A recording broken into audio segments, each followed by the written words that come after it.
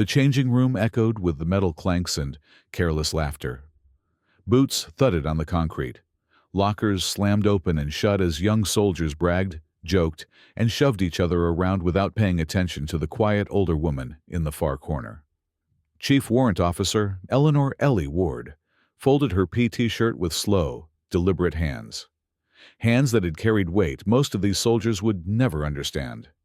Hands that had pulled men out of burning vehicles, patched wounds under fire, and swam through black water at night, with nothing but instinct to guide her.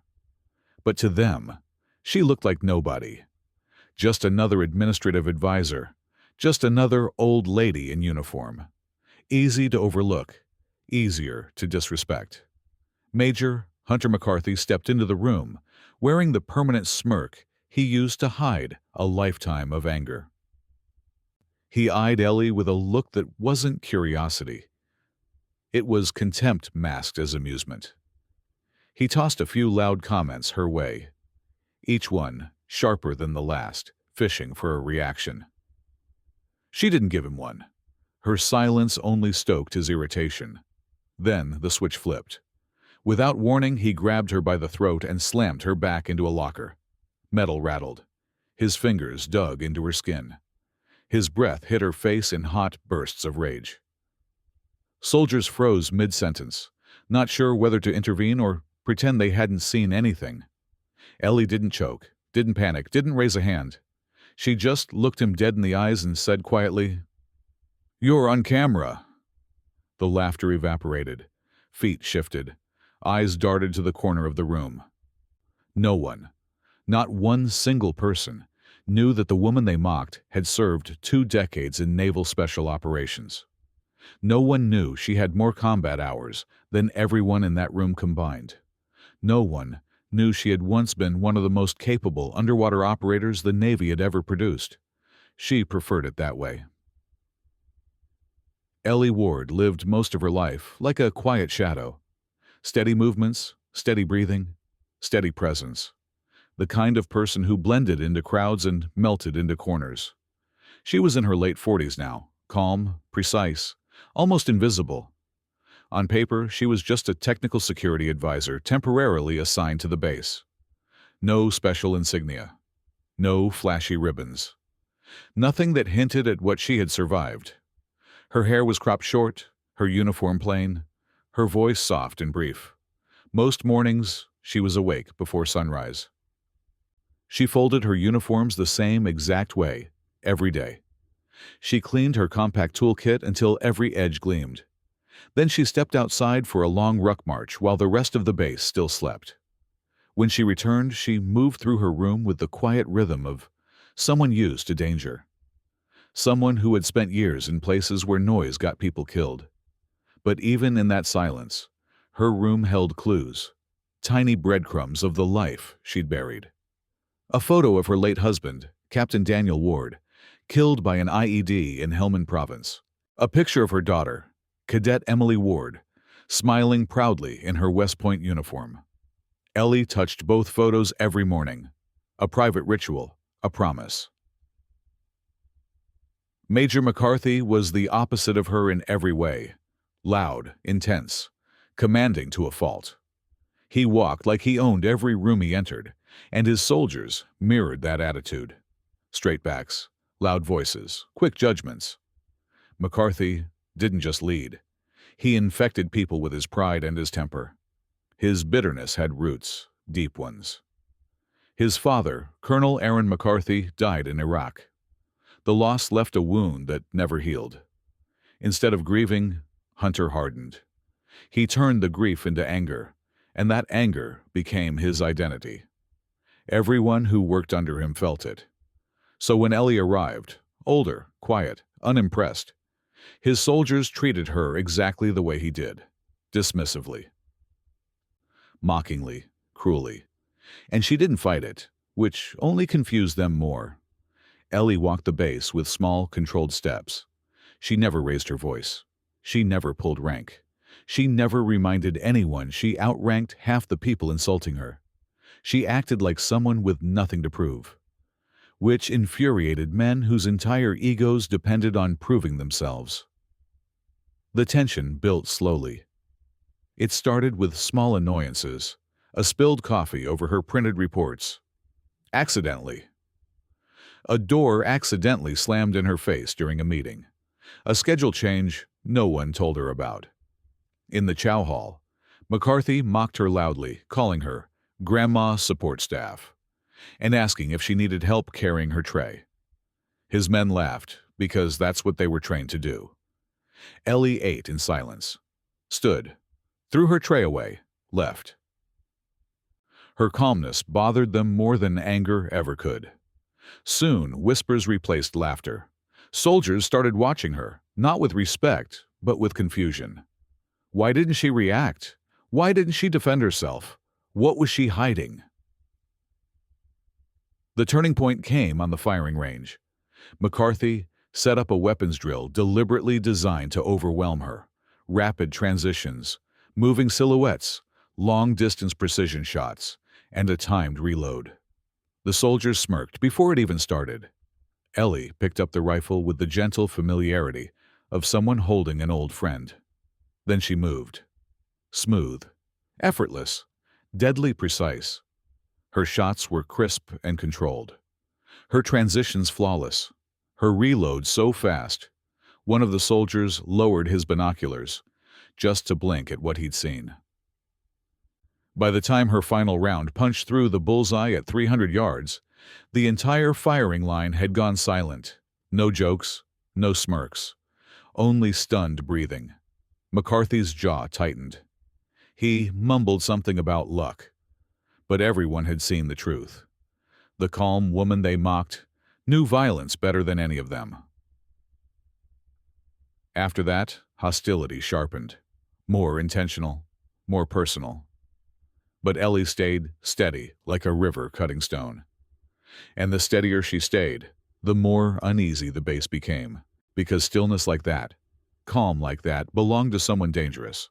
Someone trained, someone tested, someone forged. They just didn't know who, not yet.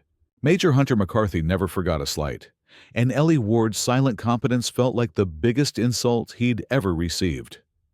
Her performance on the range didn't just bruise his ego, it cracked it. Just a hairline fracture, but enough to let the anger leak. So the next days became a quiet storm. Not loud enough to be reported, not obvious enough to be punished, but sharp enough to bleed. A missing access badge, a misplaced equipment locker key. A mandatory meeting moved at the last minute without telling her. Ellie noticed every one of these things. She also noticed the glances, some curious, some guilty, some resentful. None of them scared her. Nothing scared someone who'd spent nights underwater with nothing but darkness above and breathing gear below. Nothing scared someone who'd been under fire while dragging wounded teammates through narrow hallways that smelled of smoke and blood. She simply carried on. McCarthy couldn't understand her. To him, every confrontation was a battle. Every challenge was a test of dominance. Every person was either above him or beneath him. But Ellie Ward refused to play. That made her more dangerous in his eyes, because people who didn't compete were usually the ones who knew something everyone else didn't. So he searched for cracks. He watched her during PT. He watched her during morning briefing. He watched her movements, her posture, her habits. Nothing. Just an older woman with impeccable discipline and a quiet gait. Too quiet. Ellie's life outside the uniform was even quieter. Her living quarters were simple: a clean bed, a metal desk, 2 photos taped to the wall, and a small wooden box she kept locked in the bottom drawer. No one knew what was inside. But Ellie opened it every night. Inside was a folded patch, her seal trident, wrapped in aged cloth, a silver dive pin worn smooth by years of salt water, a scratched challenge coin from DevGru, and a laminated tag with a single call sign, Ghost 12 Not Echo 5. Not the names others knew her by. Her real operational call sign, the one tied to the missions that would never be written, never acknowledged, never spoken aloud. She touched the tag gently, as if greeting an old friend. Then she closed the box, locked it again, and returned to her stillness. She didn't hide the past because she was ashamed of it. She hid it because it wasn't for them. Not anymore. But secrets don't stay sealed on military bases, especially when someone is actively trying to uncover them. McCarthy had been digging, asking questions, pulling personnel files. Nothing matched. Her record looked too clean, too simple, too edited. He wanted to know why. And when powerful people want answers, they press the wrong buttons. This time, the button's name was Sergeant Cole Bishop, young, impulsive, and desperate for his major's approval. Bishop wasn't cruel by nature. He just followed orders too easily. So when McCarthy said, "I want to know what she's hiding. Push her, hard." Bishop swallowed, nodded, and said, "Yes, sir." The plan was stupid, juvenile, predictable. Corner her in the gym locker room after PT. Make a few comments, crowd her, force a reaction. But they didn't know Ellie Ward. They didn't understand that she had been cornered in real war zones, in collapsed tunnels, in flooded compartments, in hostile buildings where enemies moved like shadows. A locker room wasn't danger. It was tile and metal and fluorescent lights. Still, she preferred to avoid confrontation. She walked into the changing room after everyone left, as she always did, respecting privacy and space. But not today. Today, Bishop followed her inside. Two others trailed behind him, trying to look tough, but mostly looking uncomfortable. The air felt heavier than normal. She felt it as soon as she stepped in. 3 sets of footsteps, 3 different breathing patterns, 3 postures attempting aggression. She didn't turn around. "Evening, Sergeant," she said calmly, unbuttoning her sleeve. Bishop smirked. "Evening, ma'am. Got a minute?" Ellie kept her gaze on her locker. "A minute," she replied. "Use it wisely." That irritated him. He wanted fear, not composure. He stepped closer. Too close. "You know you've been causing trouble," he said. "Major says you've been hiding something. Says your file is..." "Edited," Ellie finished gently. "Yes, it is." The 3 men exchanged glances. She'd just admitted it. Bishop folded his arms. "So what is it, Grandma? Some secret medal? Some pity assignment? Some..." Ellie closed her locker and turned around, slowly, deliberately. With a kind of grace soldiers only notice right before something terrible happens. Her eyes were calm, too calm. "Sergeant," she said softly, "you do not want to finish that sentence." The other 2 men took an involuntary step back. They didn't understand why. Their bodies just reacted. Something ancient in the human brain recognizes predators, even when predators are disguised. But Bishop pushed on. "Or what?" he snapped. "What the hell are you gonna..." He didn't finish. Because Major McCarthy stepped through the door at that exact moment. Tall, muscular, fueled by rage he didn't bother masking.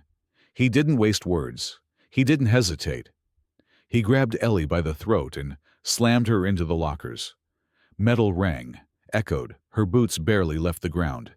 She didn't struggle, didn't claw, didn't gasp. She simply looked at him with steady, unblinking eyes. The eyes of someone who had fought bigger monsters than him and survived. "Why don't you tell us?" McCarthy growled through clenched teeth. "What you're hiding?" The men behind him shifted uneasily. It felt wrong, too far, too violent. But McCarthy's grip tightened, and Ellie finally spoke. Her voice didn't shake. Her words didn't quiver. "There is a camera behind you." McCarthy froze. Bishop's eyes widened. The other 2 swore under their breath. Ellie's voice remained steady. "And the hallway outside," she added. "And the entrance. And the corner above the bench. I installed them myself." McCarthy slowly loosened his grip. Ellie stepped down from the locker and adjusted her collar as if nothing had happened. Then she looked straight at him. Sharp, precise, unblinking. "Major," she said quietly, "you just committed assault on a senior warrant officer." Silence. His face drained of color. Ellie continued, voice soft but lethal. "And if I filed the report that the camera captured, your career would be over before sunrise." The locker room was so silent, they could hear the hum of the fluorescent lights. No one moved. No one breathed. Ellie walked past them, calm, controlled, untouched. At the door, she paused just long enough to say, "This was your final warning." Then she stepped out, leaving 4 shaken soldiers staring at a door that closed with a soft click, a sound far more terrifying than any slam. The base woke up the next morning, pretending nothing had happened. That was how military installations survive tension. With routine, repetition, the illusion of normalcy, revel, boots hitting pavement, the clatter of breakfast trays. Orders barked across the yard. But beneath that rhythm, something had shifted. People avoided Ellie Ward's eyes, not because they feared her, but because they feared what they didn't yet understand. Rumors travel on bases faster than radio waves. And last night, a rumor was born.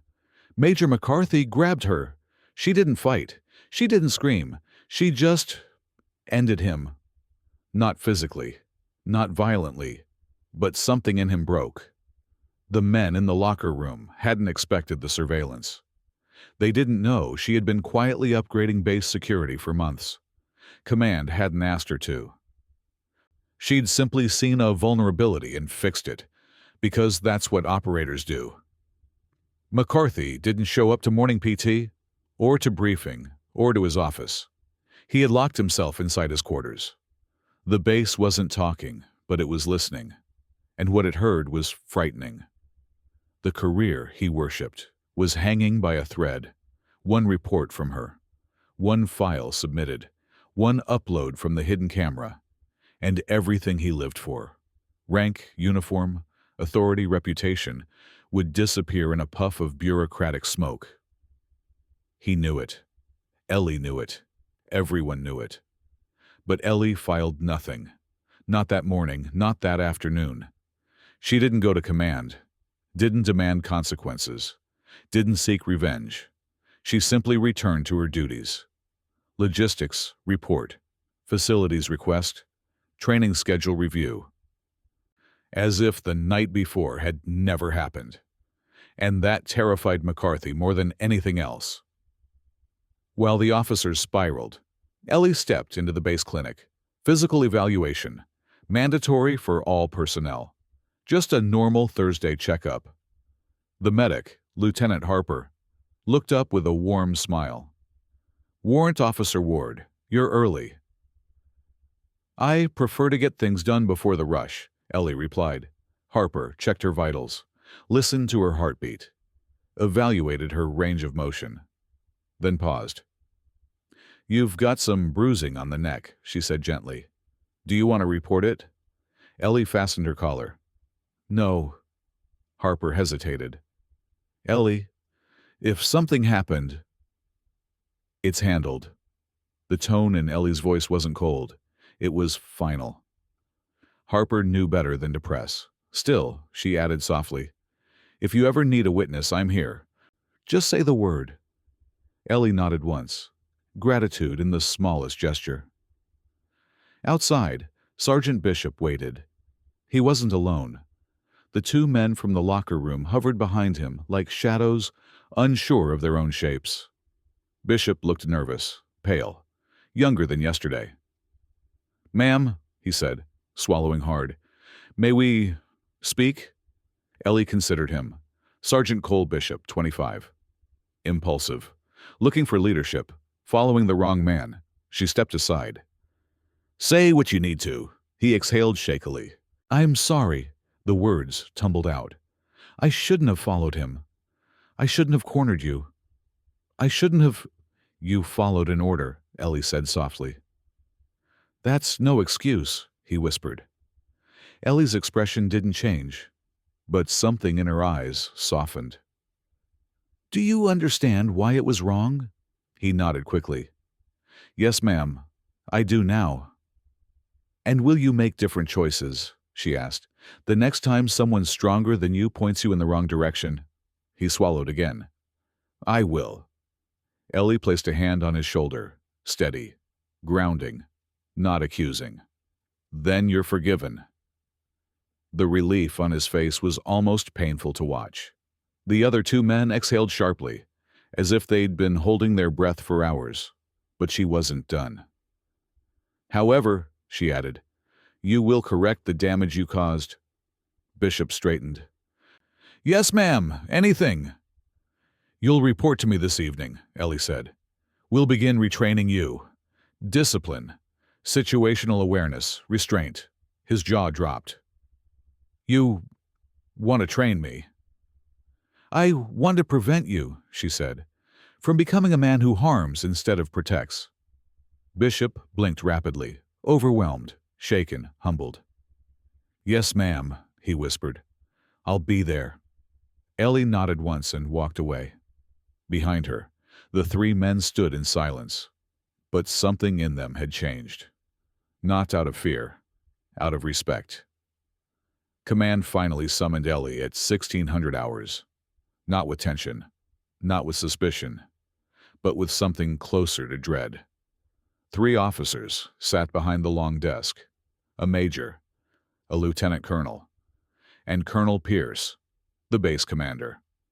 Pierce spoke first. "Warrant Officer Ward, is there anything we need to know about last night?" The room held its breath.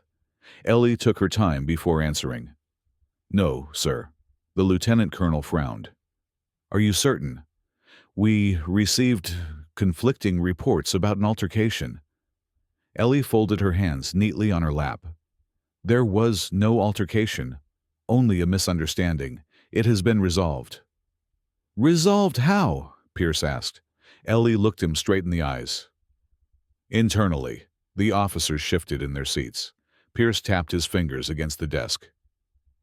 "You are aware, Warrant Officer, that if we open an investigation, we will need to review your surveillance footage." Ellie didn't blink. "Yes, sir, and that is exactly why I am not requesting one." A long silence. The lieutenant colonel stared at her as if she were speaking a language no one had taught him. The major finally murmured, "You're protecting him." Ellie didn't answer, because she wasn't. She was protecting the base, the unit, the structure, the mission. She knew what happened when internal fractures widened. She'd seen elite teams evaporate because personal vendettas seeped into the seams. It never ended cleanly. Pierce let out a slow breath. "Very well, Warrant Officer. We will not proceed." He paused. "But understand this. If something like this ever happens again, I expect you to come to me first." Ellie nodded. "Yes, sir." "You're dismissed." Ellie stood and turned toward the door, but Pierce stopped her. "Oh, and Ward," she glanced back. "We're lucky to have you." Ellie didn't smile. She simply nodded once and left. Outside, the hallway was quiet. Too quiet. Ellie sensed him before she saw him. Major McCarthy stood near the corner, shoulders tense, jaw clenched, eyes dark with conflict. He looked nothing like the man from yesterday. He looked smaller. "Warrant Officer," he said stiffly. Ellie stopped. She didn't step closer. She didn't step back. She simply waited. The man struggled with words, each syllable caught on barbed wire in his throat. Finally, "I apologize." Silence. Not the silence of confidence. The silence of a man trying to stand on legs he no longer trusted. "I was out of line," he continued. "Out of control. I disrespected the uniform. You didn't deserve that." Ellie studied him. This wasn't manipulation. This wasn't strategy. This was collapse. "Major," she said calmly, "if you want redemption, apologize to your own conscience, not to me." His voice cracked. I don't know if I can. That, Ellie said gently, is how you'll know it's real. He blinked hard, holding back something he refused to show. Then Ellie added, You have one more chance. Don't waste it. And she walked away, leaving him standing in the hallway like a man staring at the ruins of a building he burned with his own hands. The bass settled into its evening rhythm, the slow, familiar pulse of metal doors closing, boots echoing across concrete, generators humming under a darkening sky. Most people believed the storm had passed. Major McCarthy was back to running paperwork in silence. Sergeant Bishop had thrown himself into Ellie's retraining program, like a drowning man clutching a rope. The locker room incident had become a ghost, not forgotten, but buried. But Ellie Ward knew better. Storms don't end just because people pretend they do. They end when the last crack is sealed, when the last wrong is corrected, when the last shadow is addressed. And tonight, one shadow still needed her. 1940 hours, Refit Bay. The maintenance bay was quiet, except for the echo of water dripping from stacked scuba rigs. Ellie finished sorting equipment logs when she sensed someone enter behind her, not hostile, not confident, more like a child who wandered somewhere he shouldn't be. She turned. Corporal Ryan Hargrove, one of the men from the locker room. His hands were shaking. Ma'am, do you have a minute? Ellie nodded. Hargrove swallowed hard. I need to tell you something about that night. We already settled what happened, Ellie said quietly. No, you settled the part you saw. He hesitated, breath trembling.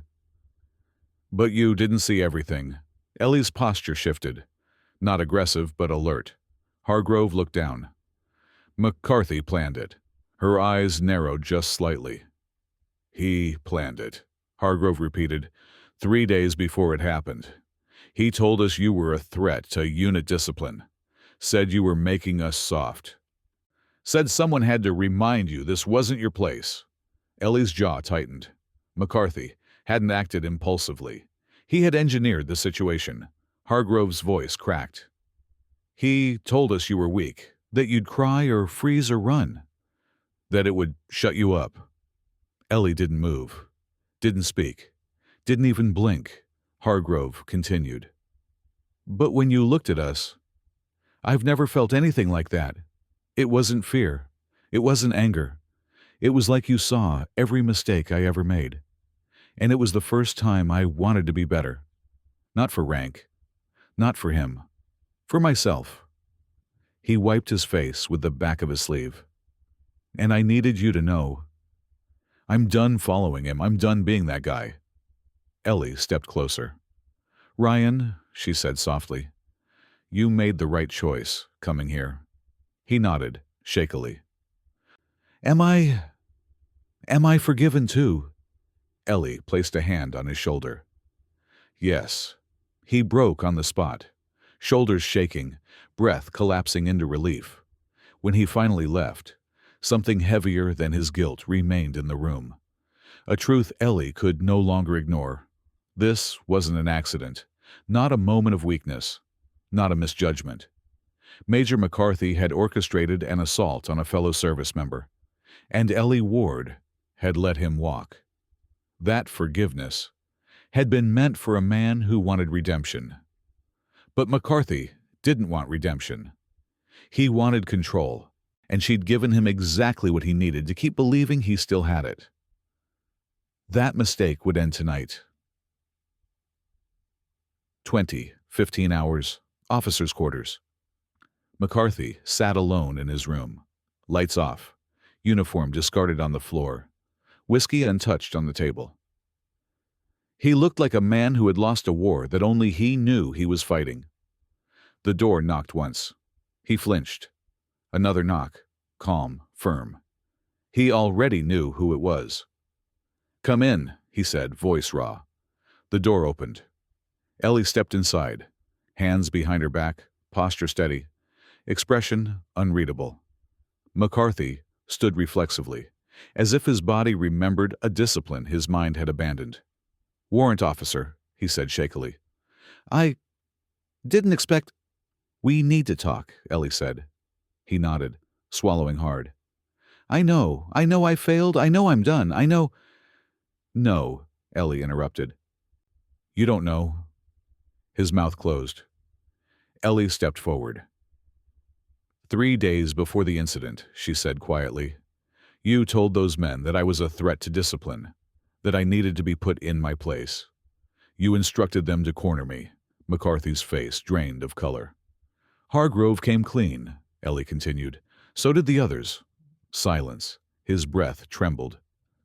I was angry," he whispered. "You were making me look weak. You were correcting me in front of junior ranks. You were—" "I was doing my job," Ellie said sharply. He swallowed. "I'm not making excuses." "No," Ellie replied. "You're justifying your intent." McCarthy sagged onto the edge of the bed. "I didn't think they'd hurt you," he murmured. Ellie's eyes hardened.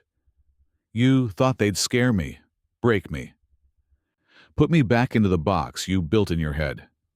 He pressed a hand against his forehead, shaking. "I'm not that man anymore."